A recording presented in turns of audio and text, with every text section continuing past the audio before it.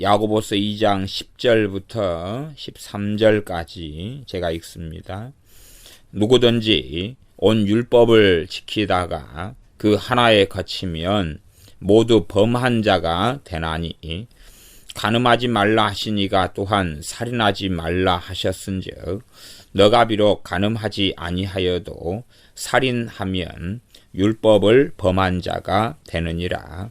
너희는 자유의 율법대로 심판받을 자처럼 말도 하고 행하기도 하라.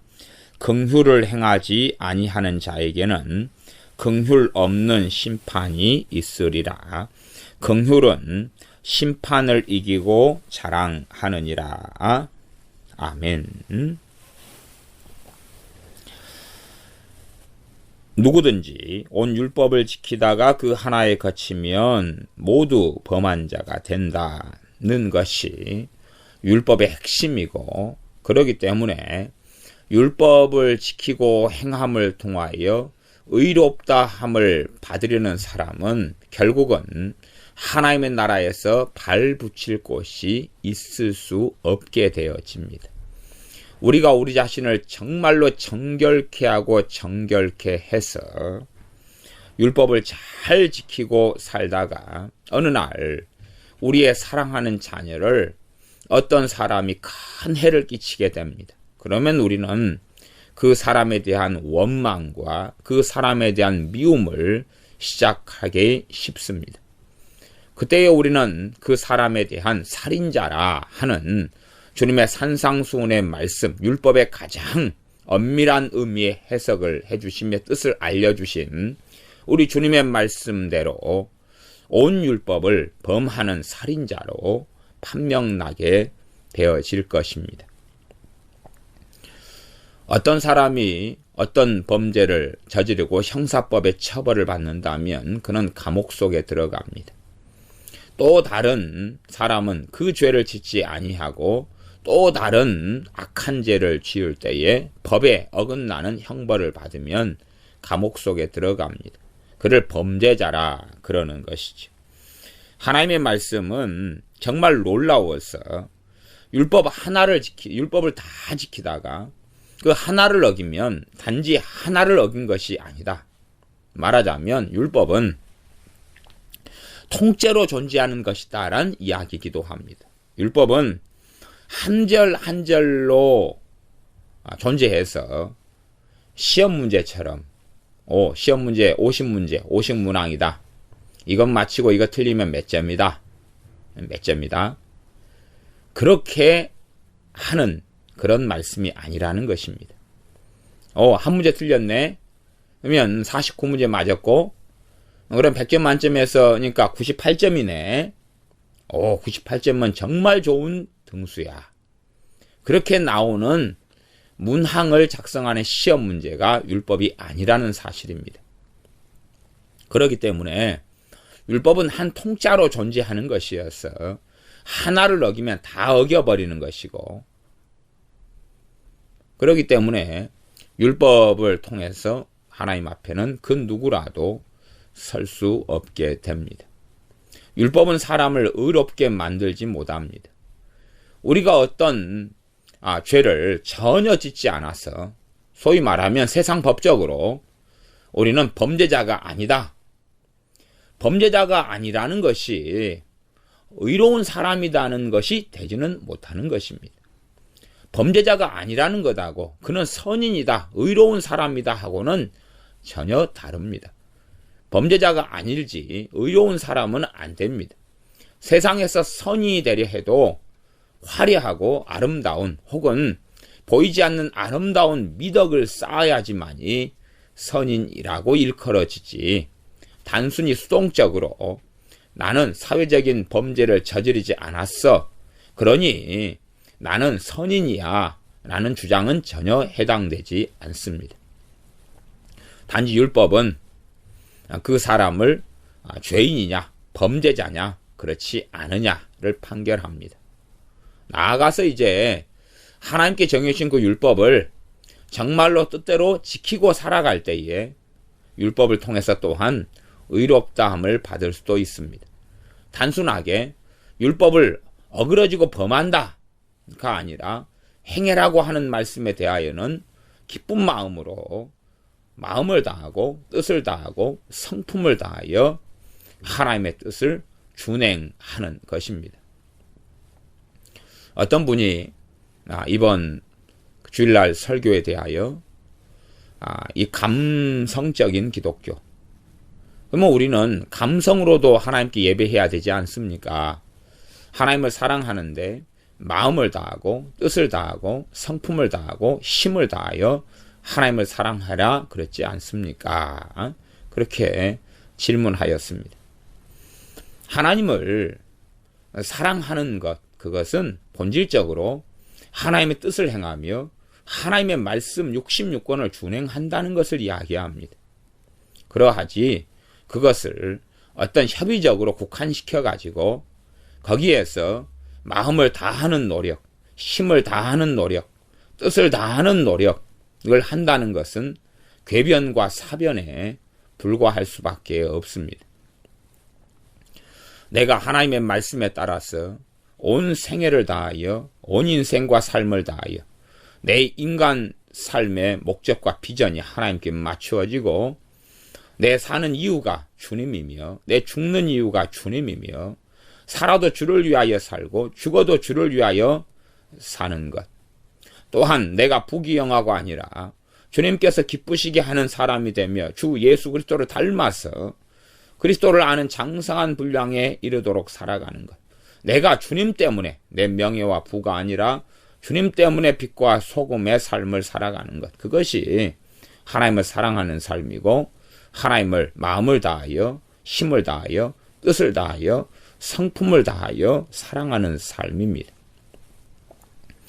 진리 안에서 삶을 이야기하죠. 그렇기 때문에 예배에 대하여 감성적인 기독교, 감성적인 기도, 감성적인 찬양에 대하여, 그러면 마음을 다하고 뜻을 다하여 힘을 다하여 하나님을 사랑하라 할 때에 정말로 하나님께서 기뻐하시는 예배를 드리는 삶을 이야기하니 예배에 대해서 성경은 무엇이라고 말씀하는가? 영과 진리로 예배할지니라. 영과 진리로 예배하는 사람을 예배에 있어서는 하나님께서는 마음을 다하고 뜻을 다하고 힘을 다하고 성품을 다하여 하나님을 사랑하는 사람으로 보신다 하는 것입니다. 우리가 행하고 살아가는 삶에 있어서 어떻게 행하고 살아가는 것이 하나님을 사랑하는 것이냐? 그러면 믿음으로 행하라 말씀하셨으면 믿음으로 행하는 삶을 사는 것이 하나님을 마음을 다하고 뜻을 다하고 성품을 다하고 힘을 다하여 사랑하는 것이 됩니다. 전전죄와 전인격과 그 사람의 홀리 퍼슨, 그 사람이 가진 모든 것을 통하여 하나님을 영화롭게 하는 것을 이야기합니다. 그래서 단순하게 힘을 온 안간 힘을 써가지고 찬양을 하고 그리고 감성적인 멜로디로 찬양하고 모든 악기를 동원해서 찬양하는 그런 것을 이야기하는 것이 아닙니다. 그렇다면 신디를 칠 때에 온 힘을 다하여 쳐야 되니 신디 건반을 있는 힘대로 두드리고 그 다음에 볼륨을 가장 크게 키우고 앰프도 온 힘을 다하여니 앰프를 최고의 볼륨으로 올리고 마이크 스피커를 최고의 스피커 볼륨으로 올리고 박수를 칠 때에 적당히 치면 안 되고 온 힘을 다하여 쳐야 되니 손가락이 부러지도록 손바닥이 터져나가도록 박수를 쳐야 되지요. 안 그렇습니까? 사람이 박수를 치며 찬양할 때에 열심히 잘 친다 해도 그 사람이 가진 힘의 몇 프로 힘으로 치겠습니까? 한 20%? 30%? 50%만 넘어져도 손가락이 터질 것처럼 아프지 않겠습니까? 온 힘을 다하면 당연히 손가락은 부러져 나갈 수밖에 없습니다. 그렇게까지는 안 하죠. 바보가 아니기 때문에. 그런데다가 성경을 적용시키면 참 어리석어집니다. 그래서 율법을 지킨다는 의미 중에 여기서 10절의 의미는 그 율법을 지키는 데는 양자의 의미를 다 가지겠죠. 행하라는 말씀과 하지 말라는 말씀. 하지 말라는 말씀도 잘 지켰는데 문제는 하지 말라는 말씀 가운데 하나를 거치면은 범하면 모두 범한 자가 된다. 왜냐하면 11절 간음하지 말라 하시니가 또한 살인하지 말라 하셨은즉 너가 비록 간음하지 아니하여도 살인하면 율법을 범한 자가 되느니라. 그렇기 때문에 이 10절 11절 말씀만 가지고도 복음이 무엇인지를 정확히 이야기해주고 있습니다. 복음이 무엇인지 다시금 로마서 말씀을 상기시켜 주기도 합니다. 왜냐하면 내용이 같기 때문에 그러지요. 내가 율법을 다 지킨다고 발부둥 쳐도 하나만 어겨버리면 율법을 다 범한 자가 되니 결국은 율법이 나를 범죄자로 지목할 것이고 나는 구원받을 수가 없는 것입니다. 이 가장 기본적인 진리에 입각해서 행함이 없는 믿음, 행함이 있는 믿음, 14절에 그 믿음이 능히 자기를 구원하겠느냐? 행함이 없으면 무슨 이익이 있으리요? 그 믿음이 능히 자기를 구원하겠느냐를 살펴보고 해석을 해야 됩니다. 그러지 또 다른 신율법주의나 율법주의 속에 들어가는 내용이 야고보서가 될 수가 없는 것입니다. 율법으로는 하나님 앞에 아무도 설 수가 없고 의롭다함을 받을 수 없습니다. 이미 그 사람이 범한 무수히 많이 범한 그 죄는 어떻게 할 것입니까? 한 사람이 사람을 10명 칼로 찔러 죽였습니다. 10명의 살인마가 됐습니다. 그러면 그 다음에 이제 자기의 범죄를 숨긴 다음에 선행을 하고 삽니다. 선행을 10년 동안 합니다. 그러다가 그 사람이 살인마였다는 것이 발각됩니다. 그러면 10년 동안 선행을 했기 때문에 10년 전에 사람을 10명 죽인 살인죄는 무죄가 되는 것입니까? 그렇게 될 수가 없지요. 그렇게 될 수가 없습니다. 내가 사람을 10명 칼로 찔러 죽인 다음에 그 다음에 그 죄를 용서받기 위하여 내가 붕어빵을 무료로 만들어서 고아원 아이들에게 양로원에 배급하고 삽니다. 그것을 5년을 합니다. 열심히 밤낮 없이. 그런다 해서 그가 사람 10명 죽인 것이 무죄가 된다는 이야기입니까? 그렇게 될 수가 없는 것입니다. 율법으로는 결코 그 사람이 지은 죄를 덮을 수 있는 길은 없습니다. 그는 반드시 범죄자로 낙인 찍혀 심판대에 서야 하는 것입니다.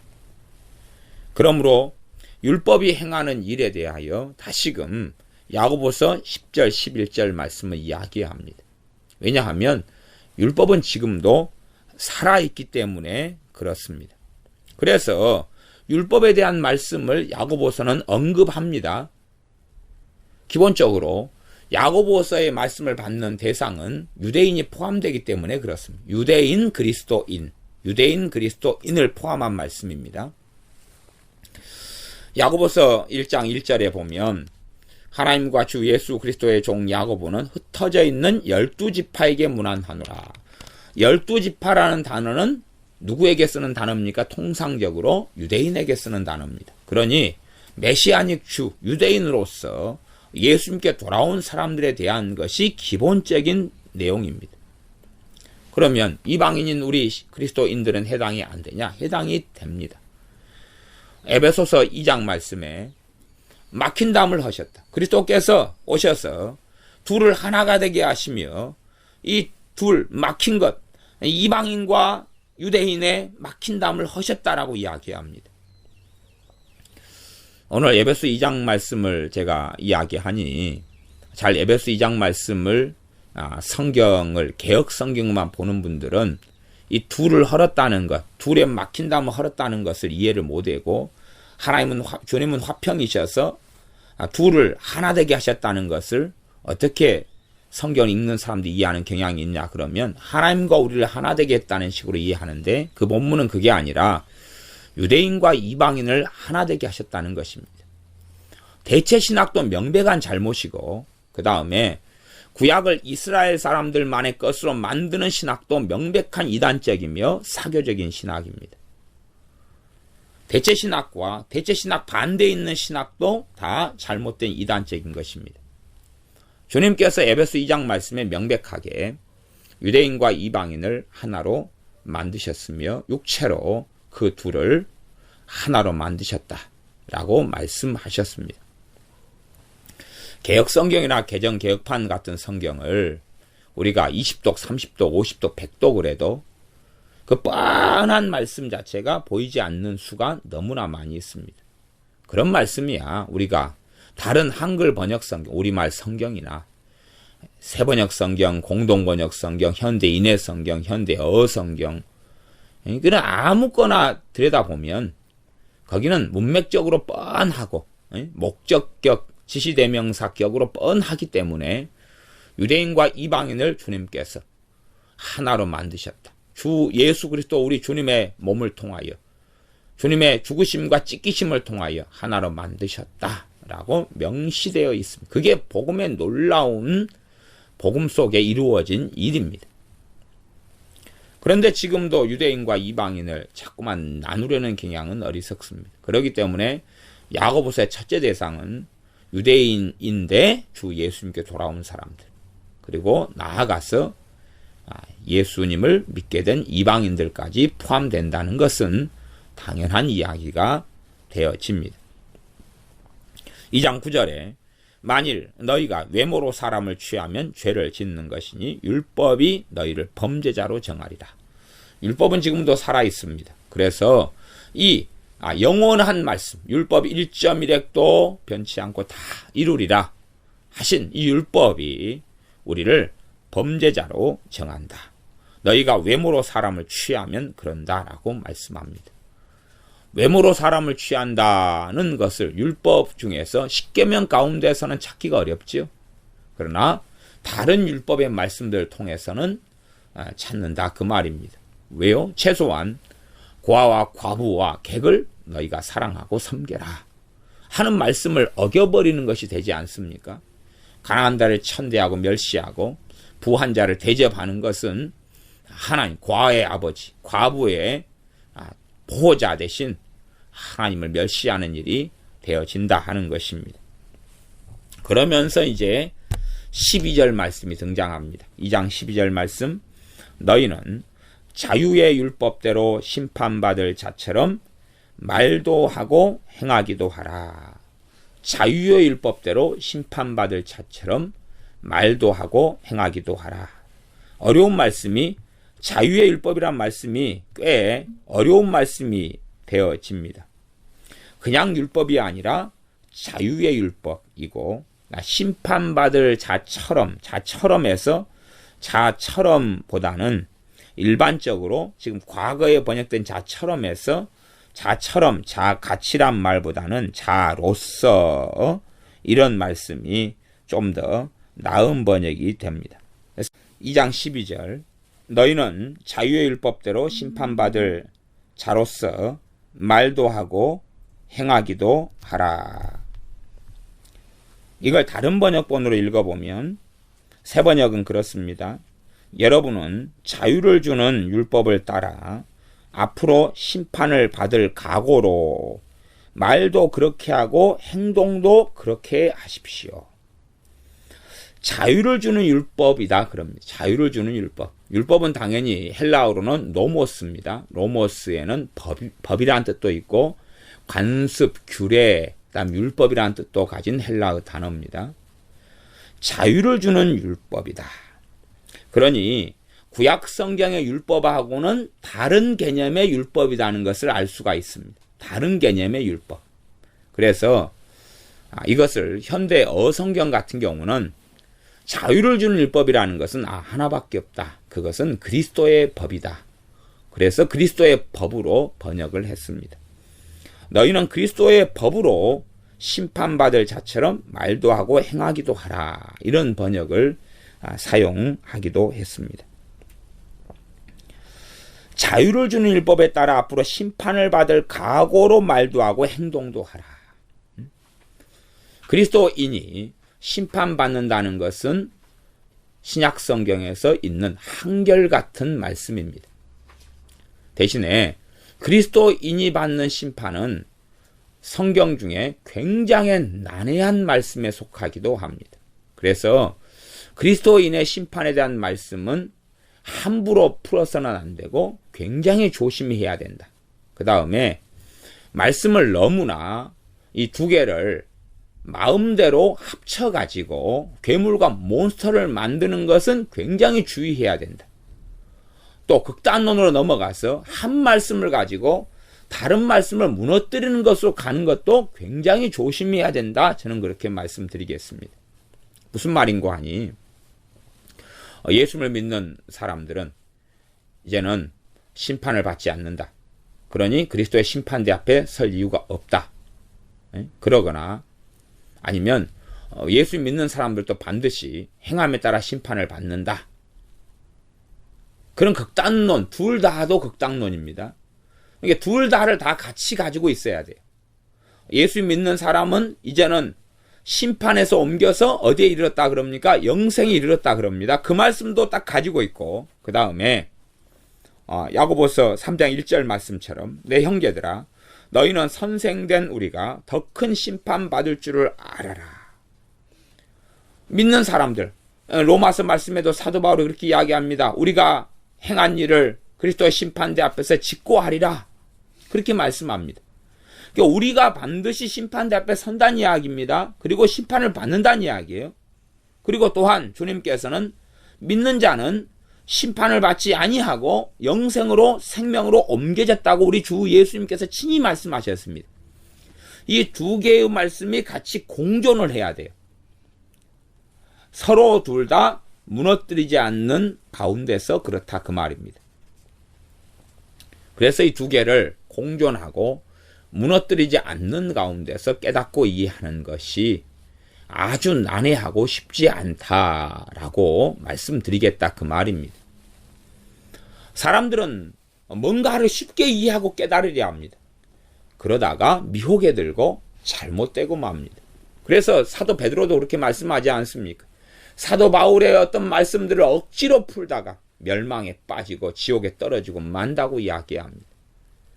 말씀을 그냥 액면 그대로 내가 예수를 믿었으니까 심판을 받지 않는다 라는 말씀을 통하여 성령님이 깨닫게 하시고 은혜 주시고 그 안에 자유를 누리는 가운데 감사하고 찬양하고 그렇게 하고, 또 야고보서 말씀처럼 우리가 또 로마서의 뒤에 있는 말씀처럼 심판을 받는다, 로마 13장 같은 말씀처럼 그리스도의 심판대 앞에 우리가 서서 우리가 행한 일을 선악간 행한 일을 짓고 하리라, 그 말씀을 또한 받아들이면서 그 말씀의 앞과 뒤의 내용 속에 무엇이 들었는가를 보면서 우리가 두려워하고 하나님을 경외해야 한다, 그런 이야기입니다.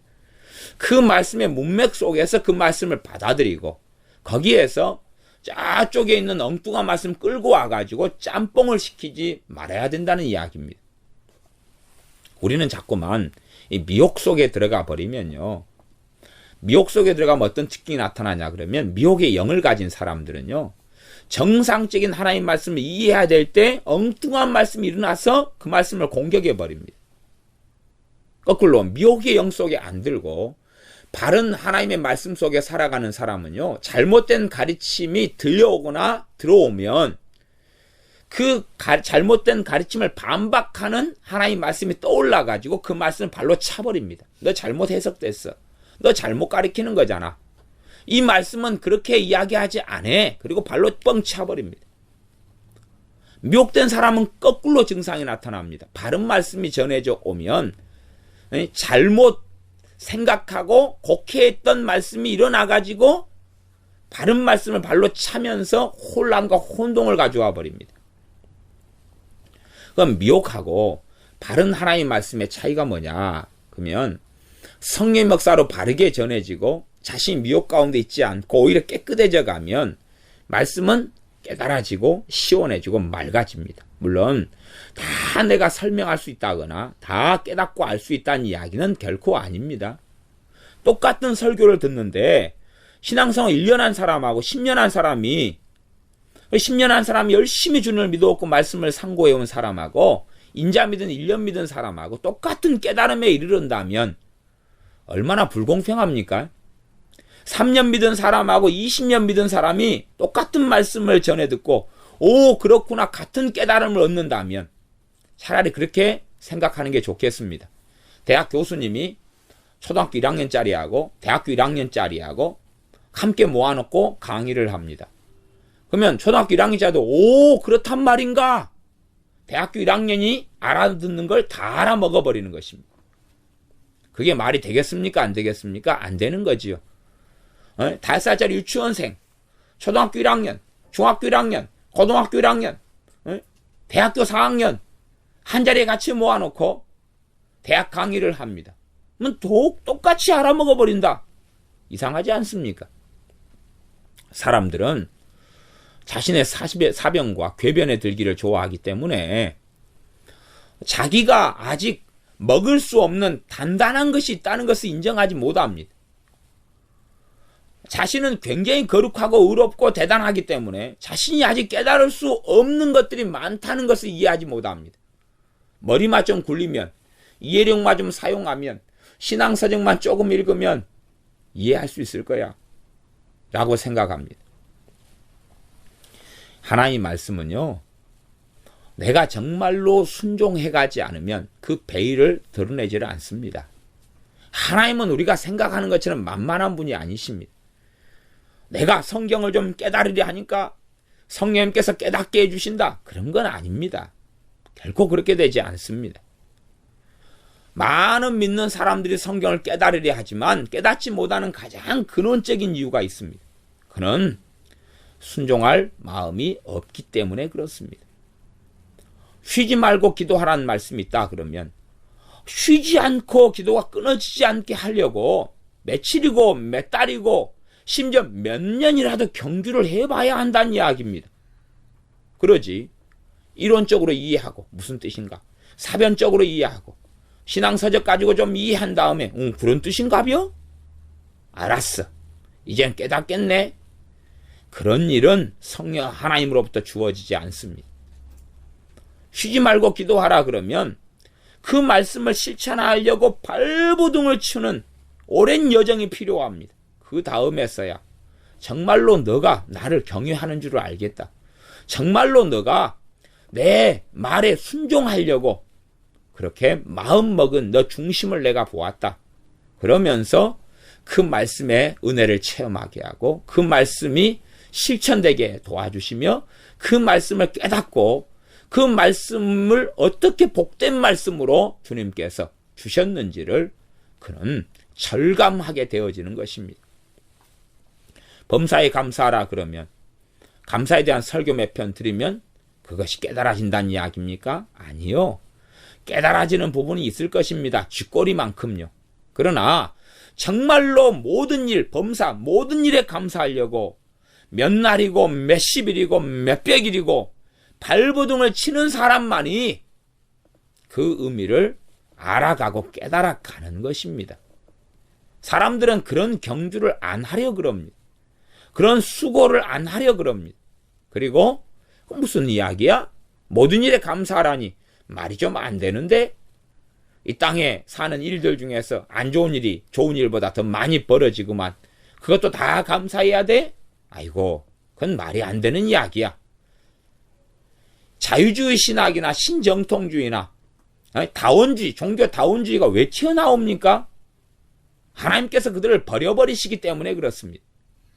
왜냐하면 자유주의자들은 이미 그들의 본질 안에 하나님 말씀 순종하려는 마음 자체가 없습니다. 머리로 이해하고 머리로 해석하고 주둥이로 살겠다는 것입니다. 입만으로 살겠다는 것입니다. 실제로 말씀을 행하려 하고 순종하려 할 때에야만이 그 말씀은 성령 하나님께서 베일을 벗겨주시며 깨닫게 하시며 알게 하십니다. 그런 순종의 길을 걸어가는 사람들에게 하나님 말씀을 알게 하시는 것입니다. 기껏해야 봉사한다, 헌금 낸다, 주일학교 중고등부 성가대 선다, 차량 봉사한다. 그런 교회의 어떤 종교성을 이야기하는 것이 아닙니다. 믿음으로 행치 아니하는 모든 것이 죄니라 그러면 어떻게 믿음으로 행하는 게 가능할까? 기도하고 엎드리고 발버둥을 치는 걸 이야기합니다. 기도하고 엎드리고 발버둥을 치는 것을 특별히 애언을 하려고 하라. 그러면 그 말씀에 어떻게 순종할 수 있는지 발버둥을 치는 것입니다. 사도 바울이 나는 누구보다도 방언을 많이 함으로 하나님께 감사하노라. 그러면 사도 바울처럼 정말로 방언을 그 누구보다 많이 해보려고 하루에 10시간도 15시간도 20시간도 하는 것입니다. 그럴 때야 방언의 비밀이 베일이 벗겨지는 것입니다. 저에게는 꽤 방언에 대해서 질문하는 사람들이 많습니다. 방언에 대한 설교를 제가 몇 편을 해왔긴 하지만 방언에 대해서 다 쉽게 깨달으려 합니다. 그러나 그 어느 기도보다 사도 바울처럼 방언의 기도를 때론 10시간, 때론 20시간씩 몇 달을 심지어 몇 년을 그렇게 발부둥치고 해온 사람만이 방언에 대한 그 능력을 체험하고 살아가게 됩니다. 그냥 느물느물하게 하는 둥 마는 둥 하는 사람에게 방언의 능력과 방언의 신비와 방언의 은사를 주신 하나님의 그 오묘하신 뜻이 어떻게 베일을 벗겠습니까? 이론적으로 사변적으로 방언의 유익에 대하여 몇 마디 설교는 들을 수 있을 것입니다.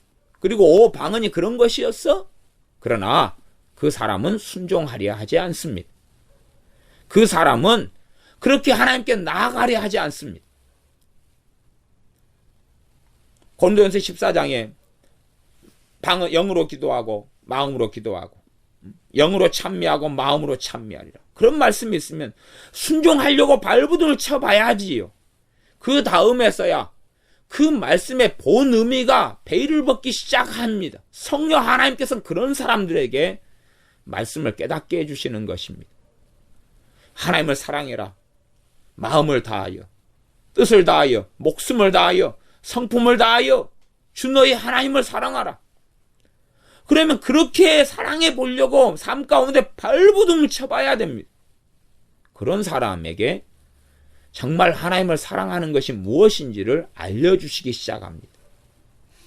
그 말씀의 본래의 뜻과 의미가 무엇인지를 그런 사람들에게 성령님께서는 소위 말하면 계시해 주시고 깨닫게 해 주십니다. 그러나 사람들은 신앙서적으로 하나님을 아는 것을 대체하려 합니다. 신학자들, 많은 신학자들이 신학책을 통해서 하나님을 알려 그럽니다. 책상 위에서 하나님을 알려고 그럽니다. 그리고 실제로 말씀은 순종하지 않습니다. 그러니 그들의 삶이 어디로 가겠습니까? 미혹 속에 들어가는 것은 필연적이고 필수적인 일이며 때가 지나면 자유주의 신학으로 흘러가며 온갖 더러움 속에 들어가는 것은 당연한 일입니다. 왜냐하면 진리의 말씀만이 그를 세우는데 성령 하나님께서 진리의 말씀을 깨닫게 해주시지 않기 때문에 그렇습니다. 그래서 우리가 이러한 야고보서에 있는 심판에 대한 말씀도 로마서에 있는 심판에 대한 말씀처럼 단단한 것에 속합니다. 단단한 것에 속해. 단단한 것은 언제 먹을 수 있습니까? 믿음이 더 성장한 다음에 먹을 수 있습니다. 믿음이 더 장성하고 성장한 다음에 먹을 수 있어요.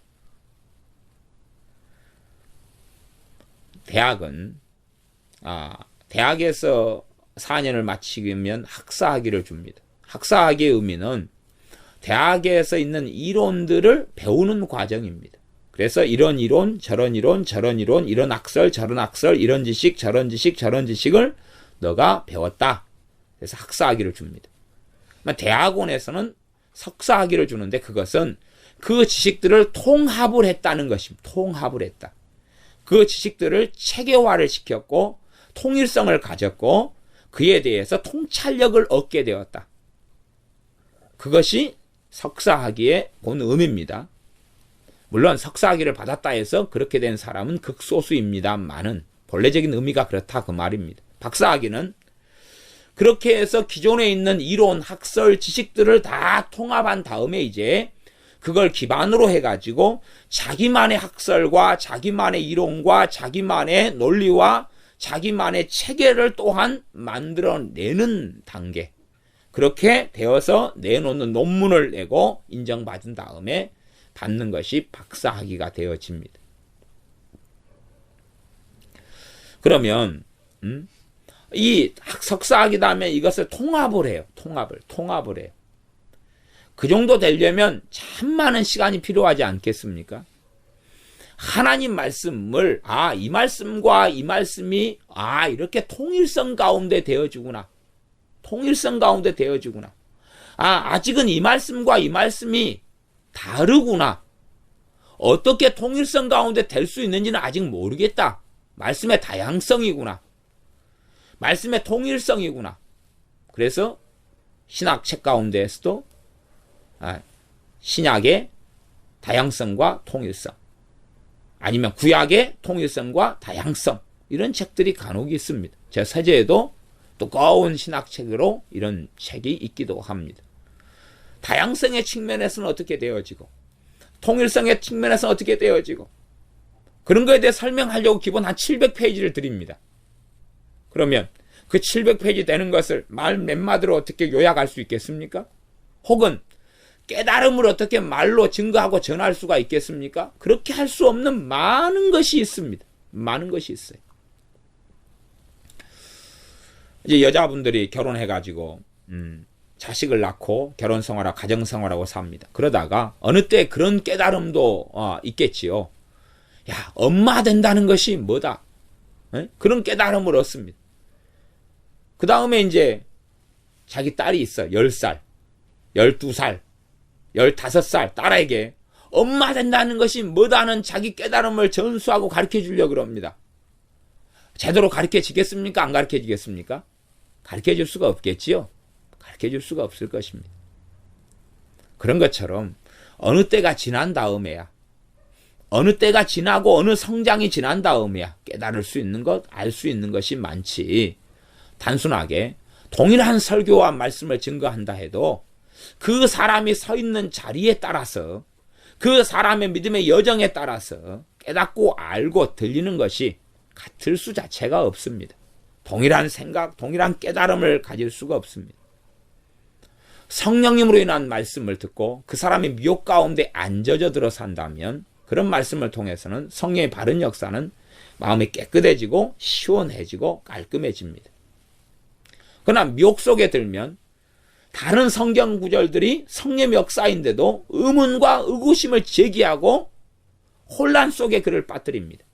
거꾸로 미혹된 가르침이 올 때에 그가 성령의 역사 속에, 은혜 속에 사는 사람이라면, 그가 말씀을 붙잡고 사는 사람이라면 그 말씀에 해당되지 않는 말씀이 들고 일어나 치고 나옵니다. 그래서 아니잖아 그러면서 혼란을 걷어내버리고 잘못된 가르침을 걷어내버리고 착각을 걷어내버립니다. 과연 우리가 정말로 우리에게 그런 성령의 역사하심이 있느냐를 또한 우리는 확인해보고 그 가운데 살아야 합니다. 그래서 야고보서 말씀 가운데 제가 전제로 야고보서 2장 1절을 이야기했었습니다. 계속 제가 이 야고보서 2장 1절이나 아니면 야고보서 1장 21절 같은 말씀을 계속하여 강조를 했습니다. 21절, 능히 너희 영혼을 구원할 바 마음에 심긴도. 그것은 여러분 마음속에 심어주신 말씀, 심긴 도는 헬라어로 로고스입니다. 로고스다 그랬습니다. 로고스니까 도가 아니라 말씀이 맞고, 개혁성경에서 개혁 개정판으로 번역하면서는 말씀이란 단어로 잘 번역했습니다. 옛날에 단어 선택을 좀 잘 못한 부분이 있다, 그렇게 말할 수밖에 없는 단어입니다. 그래서 너희 영혼을 구원할 바 마음에 심긴, 심기는 심어주신입니다. 심어주신 말씀을 온유한 마음으로 받아들여야 합니다. 우리 영혼을 구원하는 말씀을 하나님이 우리에게 심어주셨다는 것입니다. 무엇을 구원할 건요? 우리 영혼을 구원할 말씀.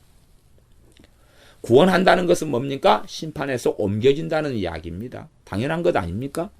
구원한다는 이야기는 어디에 간다는 이야기입니까? 하나님 나라 천국에 들어간다는 이야기입니다. 일단은 그 말씀을 1장에서 이야기하고 2장 1절에서도 동일하게 그걸 이야기합니다. 내 형제들아, 영광의 주 곧 우리 주 예수 그리스도를 믿는 믿음을 너희가 받았으니. 그래서 예수를 믿는 믿음을 받았습니다. 예수를 믿는다는 것은 무엇입니까? 하나님의 자녀가 된다는 것이고, 하나님의 자녀는 아버지의 나라에 속한 백성이 되고, 아버지의 백성이 되고, 하나님의 나라의 백성이 되고, 권속이 되고, 왕같은 제사장이 되고, 새로운 피조물이 되기 때문에 아버지의 나라에 입성하는 건 당연한 것입니다. 그러한 전제 속에서 심판을 이야기합니다. 그래서 우리가 이 두 개를 조화시킬 믿음의 역량이 안 되면 일단은 문맥 속에서 이 말씀은 이렇게 알고 저 말씀은 저렇게 알아가지고 있는 것이 낫다 그 말입니다. 괜히 어설프게 섞고 조화시키려 하다가 그는 멸망에 이르르고 맙니다. 저는 유감스럽게 어떤 종들에게서는 그런 멸망에 이르는 징조들을 보기도 합니다. 주의 종들은 자기가 수준이 다 됐다고 생각하고 나는 영적 역량이 있다고 생각하는 방종과 교만 속에 들어있는 사람들이 아주 많이 있습니다. 저는 지금도 제 개인적으로 구원해 주신, 그래서 심판에서 면하게 해주시면 심판에서 옮겨주신 구원하고 심판은 그리스도인이 받는다는 걸 둘 다 깨닫고 있고 둘 다 알고 있습니다만은 성령이 역사하실 때에야 이 두 개의 상관성과 통일성 속에 설명이 가능하고 성령님께서 역사하지 않으시면 저는 설명이 불가능합니다. 설명이 불가능해요. 다시 성령님 역사해 주시면 설명이 또 가능해집니다. 그러니 사실은 저도 그냥 말씀의 본문 속에서 머물러 있는 것을 더 좋아합니다. 어느 때 저쪽 말씀을 깨닫게 해주시면 그 앞에 감사하고 찬양하고 또 이쪽 말씀을 깨닫게 될 때에는 다시 엎드리고 그리고 두려움으로 주님 앞에 서서 살아가고 전체의 모습을 때로는 주님은 다 우리에게 보여주지 않습니다. 천국의 전체의 모습을 성경을 통하여 다 보여주십니까? 천사의 전체의 모습을 다 보여주십니까? 하나님의 그 선한 형상들을 우리에게 다 보여주십니까? 안 그렇습니다. 우리에게 모든 걸 다 보여주지 않습니다. 그런데 우리는 모든 걸 다 알려고 그럽니다. 그것은 때로는 내가 하나님이 되려는 시도하고 똑같은 것입니다. 그러니 가야 될 때까지만 가고 멈춰야 될 때는 멈춰야 하는 것입니다. 그리스도의 보좌 앞에 있는 주님의 심판대 앞에 벌어질 일에 대한 모든 모습을 다 보여주시지 않습니다. 그래서 억지로 나아가려 하다 보면 사변과 추측과 추론과 자기의 이론과 자기의 궤변과 괴설과 요설 속에 들어갈 수밖에 없습니다. 그래서 사도 바울을 통하여 하나님께서는 디모데에게 또한 우리에게 헛된 변론을 그치라고 말씀하는 것입니다. 쓸데없는 대로 나아가가지고 그렇게 살아가지 말아라. 그러면 예를 들어 우리가 10살입니다. 10살이면 자동차 운전하고 10살짜리하고 관계가 없겠죠. 근데 10살짜리가 자동차 운전에 대하여 자꾸 호기심을 갖습니다. 아빠, 저 키는 어떻게 해요? 꽂아서 돌리면 시동이 걸린단다. 그러면 이제 밟으면 가는 거예요? 뭘 밟으면 가요? 그럼 10살짜리가 그 관심을 가진다면 무슨 일을 하겠다는 것입니까? 아빠 몰래 키를 꺼내가지고 운전해서 대형 사고를 일으키겠다는 이야기 아닙니까? 그러면 그 지식을 줘야 됩니까? 안 줘야 됩니까? 주면 안 되죠. 주면 안 되죠. 20살이 돼가지고 운전면허를 딸 때가 됐습니다. 그걸 물어볼 때 당연하게 그 지식을 가르쳐주면서 운전면허 학원에 등록시켜주고 운전을 가르쳐주는 것은 좋을 것입니다. 범사에 때가 있고 기한이 있는 것입니다. 그 자신의 믿음의 수준에서 필요한 말씀들이 있는 거예요. 그래서 젖을 먹는 사람이 있고 단단한 것을 먹는 사람이 있습니다. 근데 많은 사람들은 젖을 별로 먹지도 않고 단단한 것을 먹을 수 있다고 교만하고 착각하고 마음대로 이해하려 하고 그 속에 들어가 살려는 많은 사람들을 봅니다만은 그 중에 대표적인 사람들이 주의 종들입니다.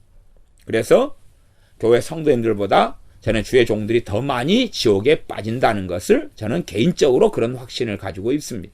왜냐하면 억지로 하나님 말씀을 풀다가 WCC로 가고 종교다운주의로 가고 자유주의로 가고 궤변론자가 되고 하나님 말씀을 책상에서만 노트 속에서만 칠판 속에서만 풀이하다가 하나님 말씀을 불순종하는 악한 자로 멸망 속에 이를 거라는 것을 저는 생각하기 때문에 그렇습니다.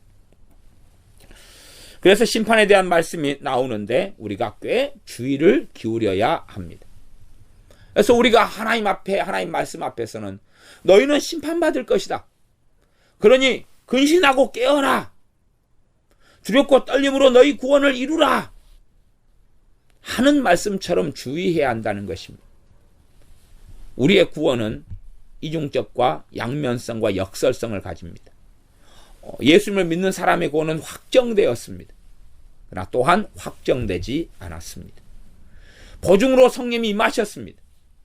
보증으로 임했다는 것이 확정되었다는 것을 의미하지만 또한 아직은 이 땅의 인생이 다 끝나지 아니했기 때문에 우리는 주님을 등지고 얼마든지 또한 배교하고 배신할 수 있는 가능성을 또한 이야기합니다.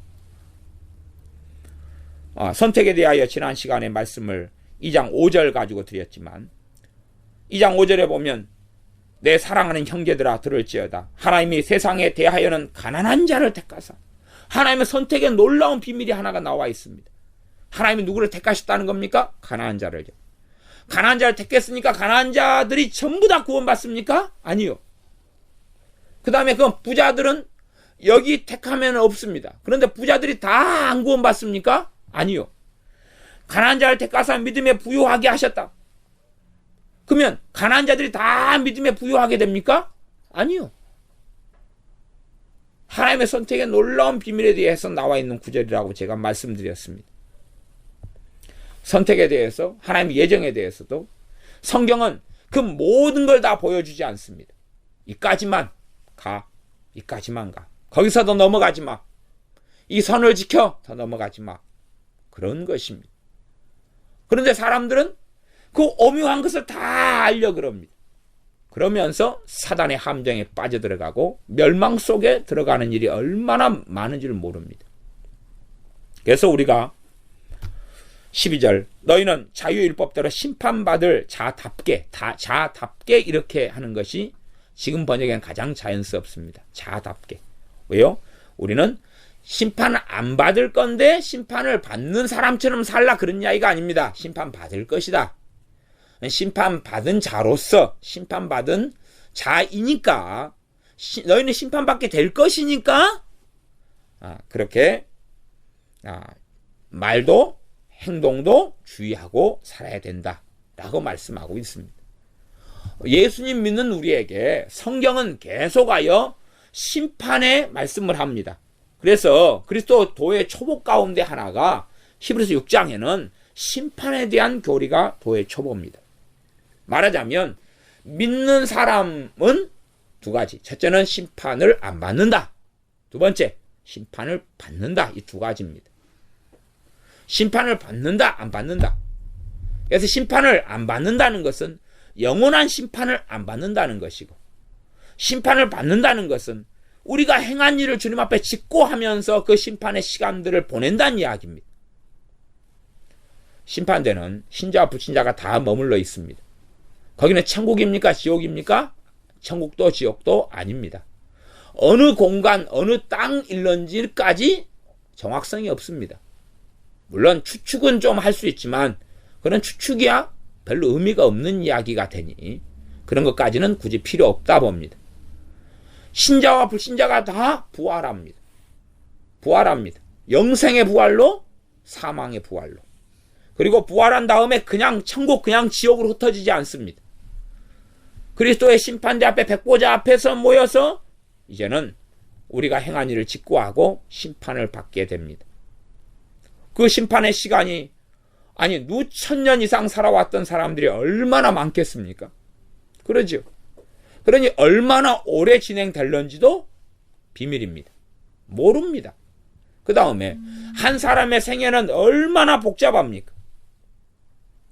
얼마나 복잡해. 그러니 한 사람의 생애와 삶에 대하여 그의 뱃속과 마음과 생각 온 그런 것에 대하여 어떻게 심판이 진행될런지까지도 우리는 그 모습을 다 알 수는 없다 그 말입니다. 그러나 우리는 직접 하나님께 우리의 잠재의식 속에 다 그 모든 내용이 메모리가 되어 있겠지. 다 저장이 되어 있겠다 그 말입니다. 그것을 각자 사건마다 증인들, 그 다음 관계인들, 당사자들 다 모여서 심판을 받게 되어진다는 것입니다. 그리고 어떤 것에 대해서는 너희가 너희 죄를 자백하면 저를 미쁘시고 의로우사 너희 죄를 사하시면 너희를 모든 불의에서 깨끗하게 하신다. 깨끗하게 된 부분에 대해서는 또한 그런 일이 벌어지지 않겠죠. 그래서 우리가 이 말씀을 통해서는 이걸 깨달아가고 저 말씀을 통해서는 저걸 깨달아가는 것이 맞다 그 말입니다. 내가 옳다고 생각하지만 불의 가운데 어리석음 가운데 계속 달려가면서 내 착각 속에 말씀을 깨닫지 못하는 가운데 살아간다면 우리는 그 심판을 받게 된다는 이야기입니다. 그러니 우리가 말씀을 깨닫게 되고 말씀을 통하여 깨끗하게 되어지고 회개가 되어지는 부분에 있어서는 심판을 받지 않겠지요. 심판을 받지 않습니다. 우리가 하나님의 나라에 들어가게 되는 영원한 구원, 그 영원한 멸망에 대한 심판은 참으로 주님을 믿는 사람들은 그 심판은 옮겨지게 됩니다. 그러나 그리스도의 심판대 앞에서 있는 심판에 대해서는 성경 그렇게 말씀하지 않습니다. 신자나 불신자나 다 그 심판대 앞에 다 서게 된다고 말씀합니다. 그렇기 때문에 우리가 이 두 가지의 심판, 영원한 심판하고 그리스도의 심판대 앞에 서 있는 심판이 이게 다르구나. 물론 제가 기본적인 사항을 설명하고 더 많이 설명할 것들이 있지만 그러나 그까지는 시간이 많이 걸리고 그에 대한 이야기까지는 되지 않기 때문에 굳이 나아가지는 않겠습니다. 그러나 다 이해할 수 없는 것을 억지로 섞어가지고 이해하려고 하고 억지로 궤변을 가지고 이해하려고 하면 심각한 함정에 빠지고 맙니다. 우리가 잘 깊이 있게 이해하지 못할 말씀이 많고 때가 되면 우리의 믿음이 성장하고 자라가면서 그 전에 이해되지 못했던 말씀이 더 깨달아지고 알아지고 또 우리가 더 주님을 깊이 있게 알아가면서 주님과 함께 살아가면서 더 이해되지 못했던 말씀이 깨달아지고 알아지게 됩니다. 정말로 깊이 있는 말씀에 대해서 쓰여진 신앙서적이나 신학책들이 있다. 막 수백 권이 있다. 그걸 내가 오늘 다 읽을 능력이 있다. 다 읽었다. 그런다 해서 장성한 믿음의 분량에 이르는 것은 불가능한 일입니다. 어찌 가능합니까? 하나님의 관계를 책이, 하나님의 관계를 지식이 대신해 주지 않습니다. 하나님 앞에서 삶을, 하나님과 동행함을 책이, 지식이 결코 대신해 줄 수가 없는 것입니다. 설교가 대신해 줄 수가 없습니다. 설교는 돕는 것이고 출발이고 설교를 통해 하나님 말씀이 전해지고 성령님께서 깨닫게 하실 때에 그 말씀이 역사해서 이제는 그 길을 걷도록 하는 것이죠. 12절 말씀 너희는 자유율법대로 심판을 받는데 무슨 법으로 무슨 율법으로 심판받습니까? 자유의 율법. 다른 말로 하면 자유를 주는 법이다 그 말이에요. 자유를 주는 율법이다 그 말입니다. 자유를 주는 율법. 그러니 구약에 있는 율법하고는 다르다는 걸 알 수 있습니다. 구약에 있는 율법은 무슨 율법입니까? 죄로 정하는 심판의 율법입니다. 심판의 율법. 또한 율법을 통해 깨끗하게 살고 순종하는 사람은 의로움을 주는, 율법을 통해 의로움을 받을 사람 받아라 하는 그런 율법인데 과연 율법 앞에 의롭다함을 받을 사람이 누가 있느냐 할 때에 하나님 말씀은 의인은 없나니 하나도 없다라고 선고합니다. 그러니 그 구약에 있는 율법을 가리켜 자유를 주는 율법이라고 이야기하지 않습니다. 이제는 구약의 율법이 또한 주님께서 주신 그리스도의 법이 그리스도의 법을 통해서 율법의 가장 깊은 끝까지 들여다보게 하셨고 율법의 본질을 드러내셨고 율법의 본뜻을 드러내시면서 우리의 죄가 얼마나 더 생각하는 것보다 심각하다는 것을 주님께서는 알리셨습니다. 그리고 자유하는 율법이 율법에 따라서 자유를 주는 율법이란 게 과연 무엇일까요? 자유를 주는 율법이란 게 과연 무엇일까요? 저는 그래서 그것을 본질적으로 주 예수 그리스도의 복음이라고 생각합니다. 주 예수 그리스도의 복음이 가장 기본적인 의미지 않는가 그렇게 생각합니다. 왜냐하면 복음만이 자유를 줍니다. 복음만이 자유를 주지 도대체 그 무엇이 자유를 줄 수 있다는 이야기입니까? 우리 주님께서 오셔서 주의 성령님이 내게 임하셨으니 내게 기름을 부으사 가난한 자에게 복음을, 눈먼 자에게 다시 보게 함을, 갇힌 자에게 해방을, 눌린 자를 자유케 하는 것을, 이 자유의 해를 전파하려 함이라 하셨던 것처럼 주님께서만이 우리에게 자유를 주실 수 있습니다. 그래서 우리가 심판을 받는데 그리스도 안에서 심판받는다는 이야기입니다. 그리스도 안에서. 자유를 주는 율법을 따라서 심판을 받는다는 이야기입니다. 단지 그리스도 없이 율법만을 가지고 심판받는다면 우리가 주 예수님을 믿는다는 것은 무슨 의미가 있겠습니까? 아무 의미가 없겠지요. 너희는 자유를 주는 율법에 따라서 심판받을 자로서 자답게 말도 하고 행하기도 하라. 말할 때에 행할 때에 심판받을 자로서 행해라. 근데 그냥 심판받을 자로서 행하면 안 된다. 율법에 따라서 심판받을 자로서 행한다는 것은 너희는 정말로 어리석고 바보 같은 자리에 들어간 것이다. 그냥 율법이 아니라 자유의 법이다. 자유의 법에 따라 심판받는다. 자유의 법. 그리스도가 없는 그런 율법이 아니라 그리스도가 계신 중보자가 없는 그러한 심판이 아니라 중보자가 계신 심판. 대제사장이 없는 자가 아니라 대제사장이 계신 자의 심판. 속죄의 피가 없는 심판이 아니라 속죄의 피가 있는 심판을 받게 될 것이라는 이야기입니다. 13절 긍휼을 행하지 아니하는 자에게는 긍휼이 없는 심판이 있으리라. 긍휼은 심판을 이기고 자랑하느니라. 긍휼을 행하지 아니하는 자에게는 긍휼이 없는 심판이 있으리라. 1만 달란트 비유를 생각하면 무슨 상황인지 알 수가 있습니다. 1만 달란트 용서와 자비와 긍휼을 어떤 종이 받았습니다. 그런데 그 종이 그 길을 걸어가다가 100데나리온 빚진 자를 만나서 친구를 만나서 긍휼을 행하지 않습니다. 자비를 행하지 않습니다. 그때 얘 주인이 너 다시 와. 1만 달란트 다 갚아. 갚기 전에는 결코 이 옥속에서 나가지 못할 것이다. 그리고 영원한 멸망으로 영원한 심판으로 집어넣습니다. 그러니 어떤 사람이 긍휼을 모른다면 긍휼을 행하지 않는다면 그는 실제로 주님을 따르는 자가 아니고 주님의 긍휼을 아는 자가 될 수가 없는 것이고 주님의 긍휼을 받았으나 주님을 배신하는 자로 이제는 길을 터닝했다는 이야기입니다. 그래서 성경은 아직 살아있을 때에 아직 기회가 있을 때에 아직은 주님 앞에 머물러 있을 때에 영원한 기회를 거두시기 전에 긍휼을 행하라고 말씀하고 계시는 겁니다. 너희들 긍휼을 받았잖아. 그것이 2장 1절 말씀 아닙니까? 그리스도 예수님을 믿는 믿음을 너희가 받았으니 너희가 참된 긍휼, 가장 큰 긍휼, 가장 큰 구원을 너희가 받았다. 히브리서 말씀대로 한다면 너희가 그 큰 구원을 등한히 여기면 어찌 피하리요? 너희가 그 큰 구원을 받았지 않느냐? 가장 놀라운 긍휼과 자비를 얻지 않았느냐? 그러니 그런 너희가 긍휼을 행하지 아니하면 너희는 긍휼이 없는 심판을 받게 될 것이다. 그러나 우리가 주님을 알고 주님의 사랑을 누리고 주님의 말씀에 순종하고 그 길을 걸어가면서 긍휼을 행합니다. 그럼 우리에게는 심판이 무슨 심판이 있습니까? 긍휼이 있는 심판이 있습니다. 우리는 자유하게 하는 법에 따라 심판받는다 그 말입니다.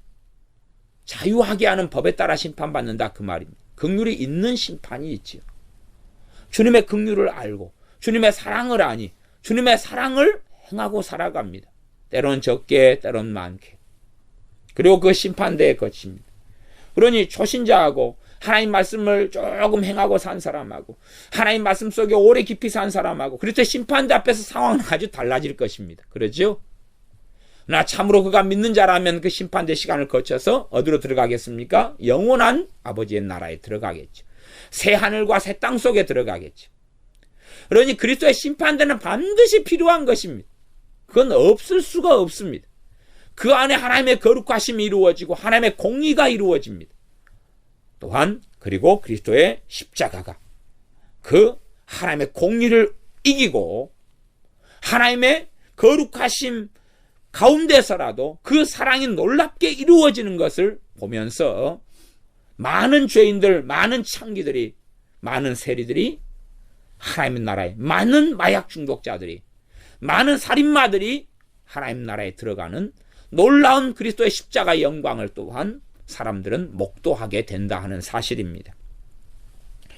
13절 하반절 긍휼은 심판을 이기고 자랑하느니라. 긍휼이 무엇을 이겨버린다는 이야기입니까? 심판을 이겨버려. 그러니까 그 심판은 너희가 각기 행한 대로 받으리라 하는 심판이 어디서 일어납니까? 그리스도의 심판대 앞에서 일어나요. 행한 대로 너희가 받으리라. 그리스도의 심판대 앞에서 일어나요. 어떤 사람은 그래서 그 심판을, 그리스도의 심판이 복음의 핵심이고 심판을 안전하는 복음은 가짜 복음이다 그러는데 그건 거짓말입니다.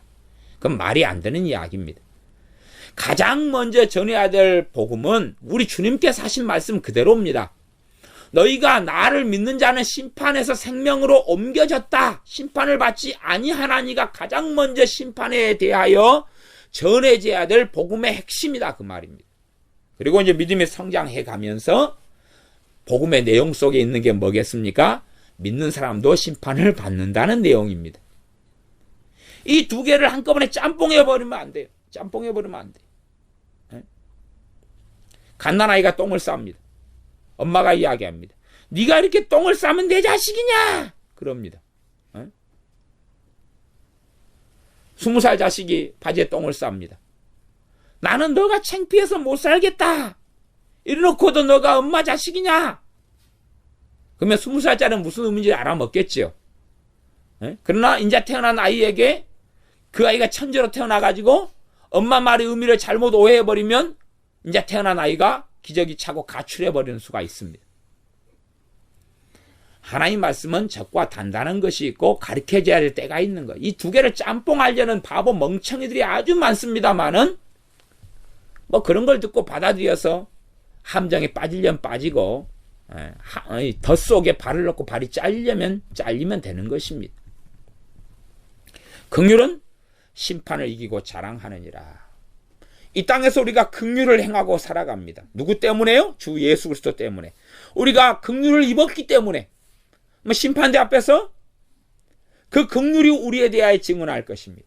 그 긍휼이 그리스도의 심판대 앞에서 겪는 그 심판의 시간을 면하게 해줄 것이고, 우리가 주님 때문에 행하는 그 긍휼, 주님의 긍휼을 입어서 행하는 그 자비와 긍휼 때문에 그 긍휼이 우리에게 대하여 우리의 그 심판의 어려운 때와 때로는 고통스러운 때와 수치스러운 때를 덮고 지나가게 할 것입니다.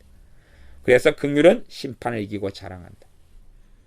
이 기본적인 야고보서 말씀의 대상이 신자들이라는 사실을 기억하십시오. 신자들의 가장 기본적으로 뭐라 합니까? 예수 믿는다는 의미를 합니다. 믿으면 심판 안 받아.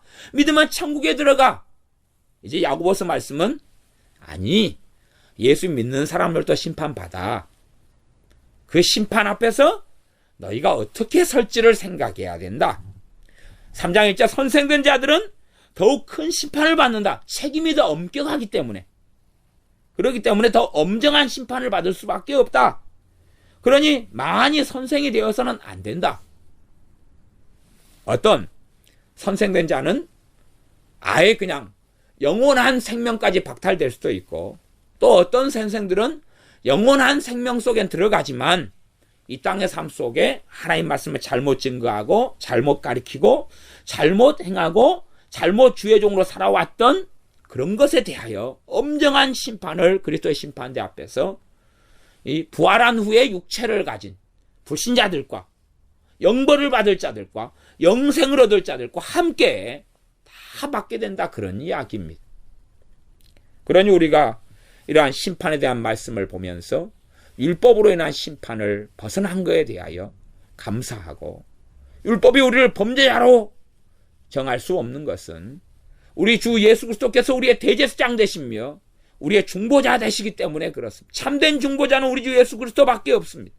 하나님과 우리의 화목이 되셨기 때문에 그렇고, 우리를 화평하시게 하셨기 때문에 그렇습니다. 그러나 또한 우리는 자유의 율법에 따라서 심판받을 자들입니다. 자유케 하는 율법 속에서 심판을 받게 되어집니다. 그러니 우리는 심판받을 자로서 율법이 아니라 자유케 하는 법, 자유케 하는 법에 따라서 심판받을 자이기 때문에, 그러니 우리가 주님 앞에 서야 될 날을 생각하고 말하고 행동하는 걸 주의해야 한다, 그 말입니다. 하나님 앞에서 말하고 하나님 앞에서 행해야 한다는 이야기입니다. 또한 그 가운데 우리가 긍휼을 행치 아니한다면 정말로 우리는 하나님의 긍휼이 박탈당해져 버릴 수도 있다는 사실입니다. 긍휼을 행치 않으면 우리에게 죄 지은 자를 우리 용서하지 않습니다. 그를 증오하고 미워하고 험담하고 악담하면서 악하게 살아간다면 우리는 주님을 부인해버리는 자리까지 이를 수 있습니다. 그러나 긍휼을 행하고 용서하고 사랑하고 허다한 허물을 덮어가면서 긍휼을 행하고 살아간다면 우리가 주님 앞에서 행하는 그 긍휼은 그리스도 심판대 앞에서 심판을 이기고 자랑하게 될 것입니다. 기도하겠습니다. 아버지 하나님, 우리가 하나님의 말씀에 대하여 단단한 것과 젖을 혼합해버리는 어리석음 속에 들지 않게 하시고 주님의 심판에 대하여 꽤 단단한 말씀들이 야고보서에 나와 있고 로마서에도 나와 있는데 잘 주의하고 지혜롭게 말씀을 상고하는 자녀들이 되게 하여 주시옵소서. 그리하여 말씀의 전체적인 모습과 구절들까지 다 살펴보면서 우리가 깨달을 때, 우리가 믿음에 성장하고 자라갈 때에 이 전체적인 모습을 살펴보아 말씀의 통일성과 다양성 속에 제대로 드는 자녀들이 되게 하여 주시옵소서. 다만 하나님 말씀을 입으로만, 이론 속에서만, 궤변 속에서만, 변론과 변증 속에서만 말씀을 깨닫고 알기에 멈추어서 무엇을 안다고 생각하지만 아무것도 모르는 자가 되지 않고 정말로 주의 말씀에 순종하며 주님의 놀라운 긍휼을 받았으니 긍휼을 행하며 또한 자유하게 하는 율법대로 심판을 받을 것이니 심판받을 자로서 말하고 순종하고 행하는 삶을 아버지 하나님 앞에서 살게 하여 주시옵소서. 말씀을 듣는 길을 주시고 깨닫는 마음을 주시고 무엇보다 하나님의 말씀을 준행할 능력을 성령님을 통하여 우리에게 부어 주시옵소서. 예수님의 이름으로 기도하옵나이다. 아멘.